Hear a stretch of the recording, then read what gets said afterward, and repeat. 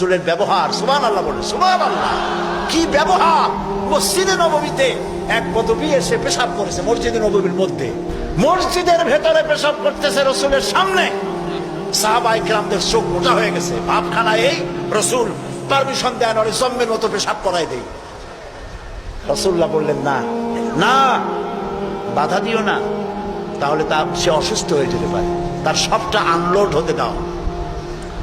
সবটা শেষ হইল, রাসূলুল্লাহ তাকে কাছে ডাকলেন, ডেকে বললেন, তুমি যে কামটা করলা, তুমি কি জানো এটা কি? কয় না, তা জানি না। তিনি বললেন, এটা হলো মসজিদ, আমরা এখানে আল্লাহর সেজদা দেই। তোমার যখন এই কাজের দরকার হবে তখন বাইরে গিয়ে করবা। তোমাদের উপাসনালয় আছে না? কয় যে আছে। তো সেইখানে যদি এই কাম কেউ করে তাহলে তোমার কেমন লাগবে? এই কাজটা কখনো করবা না। লোকটি বলল, আমি তো শুনেছিলাম আপনি বাদশাহ, তা আমি এখন বুঝলাম আপনি বাদশাহ না। বাদশাহ হইলে যে কাম আমি করছি এতে তো আমার কল্লা এতক্ষণ গড়াগড়ি যাইতো। আপনি তো বাদশাহ না, আপনি অবশ্যই অবশ্যই আল্লাহর নবী, কোনো সন্দেহ নাই আমার মনের মধ্যে। এই ছিল রসুলের ব্যবহার। রাসূলুল্লাহ সাহাবীদের দিকে তাকায় বললেন, ইন্নামা বুইসতুম মুয়াসসিরিন, ও সাহাবীরা, আল্লাহ তোমাদেরকে পাঠাইছেন মানুষের কাছে দ্বীনকে সহজ করার জন্য, কঠিন করার জন্য নয়। রাসূলুল্লাহ যখন দাওয়াতের লোক পাঠাতেন বলতেন, ইয়াসসিরু ওয়ালা তুআসসিরু, মানুষকে সহজ করে দ্বীন বুঝাও, কঠিন করে বুঝায়ও না। বাশশিরু ওয়ালা তুনাফিরু, বেহেশতের খবর দিয়া মানুষকে দ্বীনের পথে ডাকো। জাহান্নাম জাহান্নাম, এটা করলে জাহান্নাম, সেটা করলে জাহান্নাম, জাহান্নামের ভয় দেখিয়ে মানুষকে দ্বীনের রাস্তা থেকে সরিয়ে দিও না। সুবহানাল্লাহ। এই ছিল রসুলের ব্যবহার।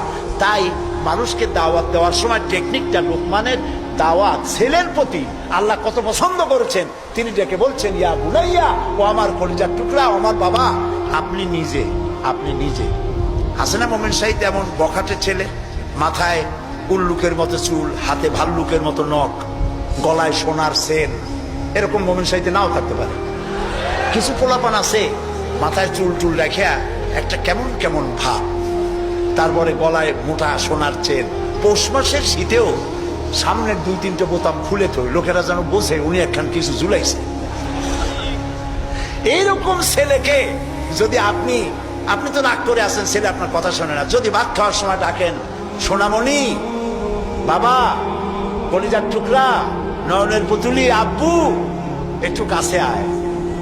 আরে ও যত বড় খারাপ হোক আপনার পায়ের কাছে চলে আসবে। আপনি ওর কপালে একটা চুমা দেন, ওর গালে একটা চুমা দেন। আব্বু, এই যে তুমি জামা কাপড় পরছো এগুলো মাইকেল জ্যাকসনের জন্য শোভা পায়, তুমি রসুলের উম্মত, মুসলমান মায়ের পেটে আসছো, এটা তোমার জন্য শোভা পায় না। আব্বু, এই কামটা তুমি করো না, আমার অসম্মান হয় সমাজে। এই কথা বললে হাজার রায় ওয়াজ শোনার চাইতে আপনার এই মধুর ডাকে আপনার ছেলেকে হেদায়েত হতে পারে। হযরতে লোকমান এইটা শিখাইছেন, ইয়া বুনাইয়া, ও আমার কলিজার টুকরা সন্তান। নসিহত শুনে মনে হয় যে ছেলে খুব ছোট, কিন্তু আসলে ছোট না। ছোট ছেলের এত বড় নসিহত করা যায় না। নসিহতের গুরুত্ব বুঝে বোঝা যায় ছেলে ছোট না, ছেলে বড়, কিন্তু ডেকেছেন তিনি সোনামণি বলে।